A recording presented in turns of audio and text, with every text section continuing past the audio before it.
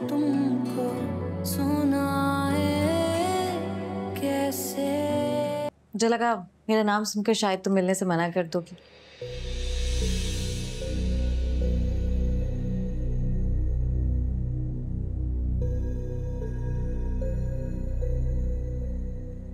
इस तरह तो अपनी शक्ल भी बदलवा कर दी, क्योंकि मुझे आपकी शक्ल देखना भी नहीं पसंद। शक्ल तो तुम्हारी खैर मैं भी नहीं देखना चाहती, लेकिन क्या करूं, तुमने अटैक इतना पर्सनल किया था कि मुझे पर्सनली आना पड़ा। कुछ पर्सनल नहीं है लैला।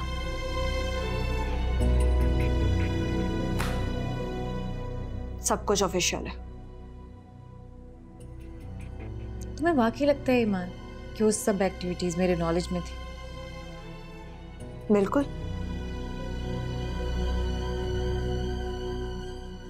इसीलिए तो आपने ये सब नोटिसेस इग्नोर किए थे। कम ऑन, अगर मुझे जरा सा भी आइडिया होता तो तुम्हें लगता है मैं चुप रहती? चुप रहने की तो आपको आदत है लैला। याद नहीं आपके घर में किस तरह लड़कियों को बेवकूफ बनाने पे शर्त लगाई जाती थी, और आप सब जानते हुए भी खामोश रही। तो ताई मैं ठीक कह रही थी। It is personal revenge after all, right? ये फाइल जरूर लेके जाइएगा और कोई अच्छा लॉयर हायर कीजिएगा, क्योंकि आपका भाई ज्यादा देर तक आपकी शील्ड नहीं बन सकता। ओके लिसन, मैंने वो शर्त वाली बात सिर्फ और सिर्फ अपने भाई को बचाने के लिए कही थी, वरना मेरी कोई इंटेंशन नहीं थी तुम्हें नुकसान पहुंचाने की। कुछ पर्सनल नहीं है लैला। मैं कैसे बर्दाश्त करती कि मेरा भाई, मेरा एक करप्ट लड़की में इन्वॉल्व हो।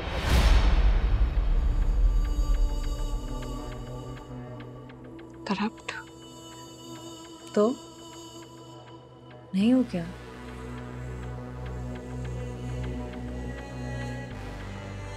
आप जाए यहां से। अगर तुम कुछ लेन देन करना चाहो तो हम बात कर सकते। I said leave.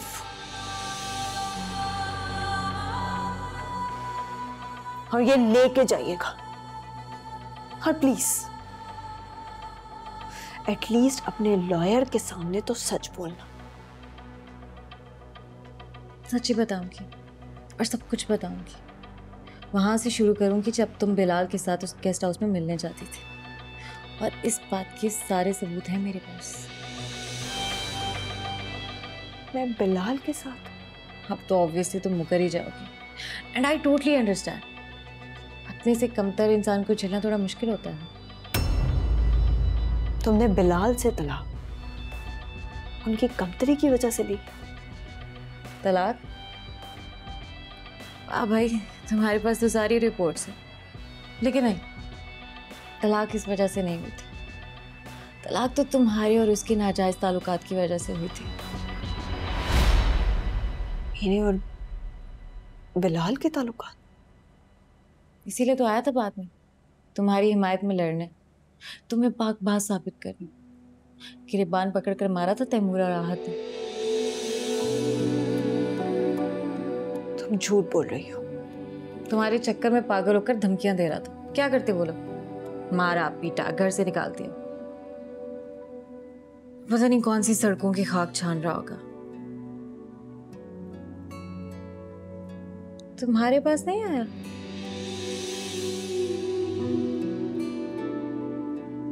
Okay, don't be scared. Look,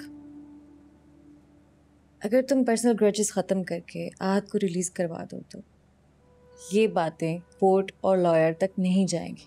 I promise. Laila, तुम खुद जाओगे यहां से या मैं गार्ड्स बुलवाकर तुम्हें बाहर फेंकवाऊं?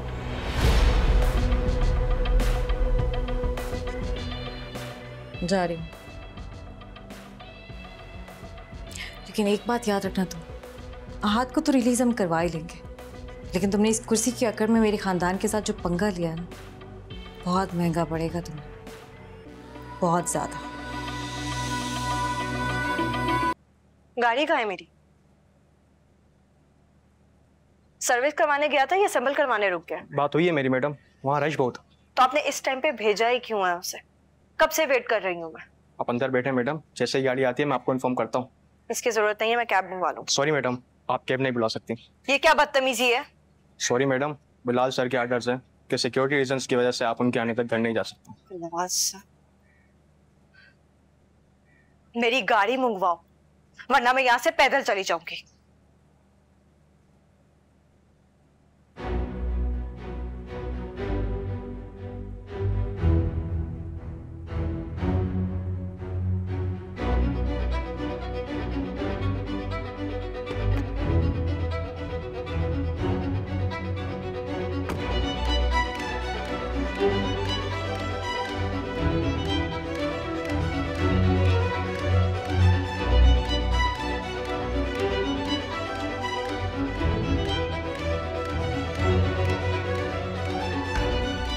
काफी देर कर दी आने में।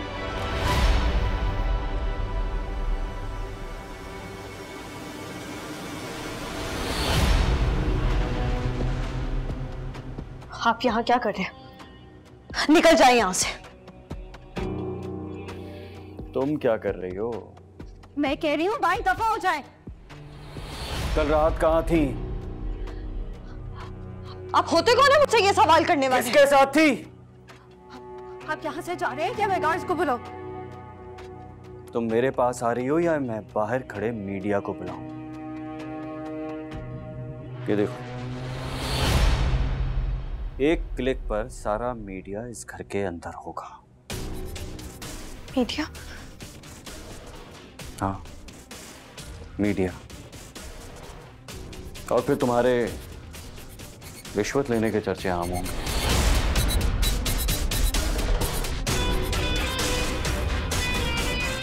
सॉरी मैडम, बिलाल सर के आर्डर्स हैं कि सिक्योरिटी रीजंस की वजह से आप उनके आने तक घर नहीं जा सकते। कैसा प्लान?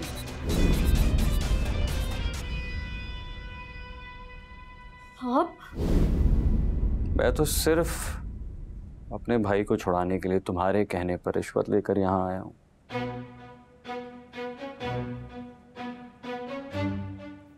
ईमान, बाहर मत जाना, मैं तुम्हारी बदनामी नहीं चाहता। तो चाहते क्या है आप? तुम्हें चाहता हूं ईमान, तुम्हें चाहता हूं, लेकिन तुम इस बात को समझने के लिए तैयार ही नहीं हो।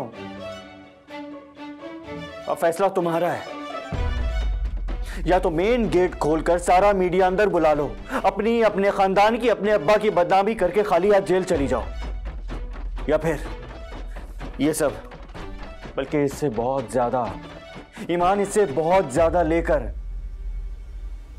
मेरी जिंदगी में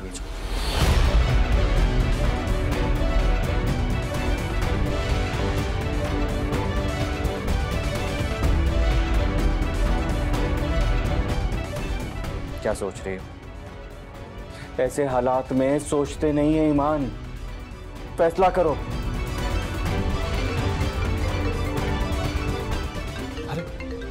सलीम चाचा, क्या होगा इनका तुम्हारी बदनामी के बाद? सॉरी। कहाँ जा रही हो ईमान? बदनाम होना है क्या? अगर बदनामी और बदकिरदारी में से किसी एक को मुसल्लत होना है तो मैं बदनामी को चुनूंगी। ईमान, तमाशा बन जाओगी तुम ईमान, तमाशा। तो मैं तुम्हारा तमाशा लगा दूंगा।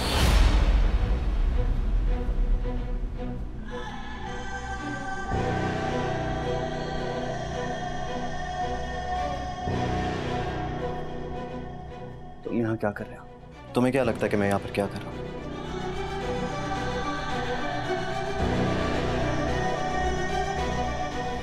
तुम जैसे गली के कुत्ते के गले में नया पट्टा डालने से वो शेर नहीं बन जाता, इसीलिए अपनी औकात में रहो बेटा। औकात में तो तुम रहो। ऑन ड्यूटी ऑफिसर का गिरबान पकड़ने का मतलब समझते हो तुम? On duty officer? इसके बलबूते पे चल रहे हो तुम। एक चुटकी में तुम्हें और इसे बर्बाद करने के साथ साथ बदनाम भी कर दूंगा। अच्छा, ऐसा है क्या? सोचो ईमान, तुम्हारे घर से इस रिश्वत के साथ साथ एक आशिफ भी बरामद होगा तो तुम्हारा क्या होगा? क्या होगा मुझे भी बताएं। सस्पेंड तो होगी, लेकिन साथ में जेल भी पक्की है। अच्छा, ऐसा होता है क्या? हो जाएगा। देख लो इसके चक्कर से ही मां, ऐसे टके टके के मर्द तुम अपनी जिंदगी में डिजर्व नहीं करती, इसीलिए मेरी जिंदगी में आ जाओ। मैं क्या डिजर्व करती हूँ? ये या बाहर खड़ा आपका प्लांटेड मीडिया? वो तो तुम एक बार हाँ कहो, ऐसे ऐसे मैनेज कर लूंगा। बताओ, डील पक्की? असिस्टेंट कमिश्नर से डील करने से पहले डेप्यूटी कमिश्नर को कॉन्फ्रेंस मिलाओ। हाँ, बिलाल जमाल डेप्यूटी कमिश्नर। बाहर मेरी पूरी फोर्स है जो सिर्फ मेरे एक सिग्नल का इंतजार कर रही है। अगर एक और मिनट भी यहां पर रुके ना तो कुत्ते की तरह घसीट कर निकालेंगे तुम्हें।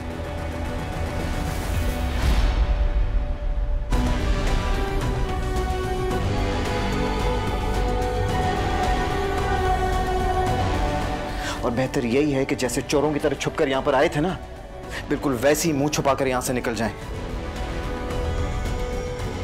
डिप्टी कमिश्नर,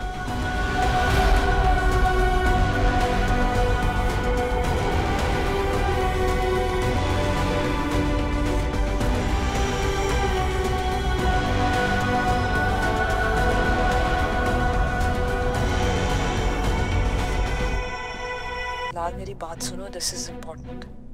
लैला ने जो अब्बू के घर पे गेस्ट हाउस बनाया था, वहाँ कुछ इलीगल एक्टिविटीज की वजह से आहत पुलिस कस्टडी में है, और ऊपर से ये ताया और जचीजान मिलकर गेस्ट हाउस की ओनरशिप तुम्हारे नाम करके सारा इल्जाम तुम पर डालना चाहते हैं। इसलिए तुम प्लीज जहाँ भी छुपे हो वहीं छुपे रहना, और खुदा के लिए कराची वापस आने की बेवकूफ़ी मत कर लेना।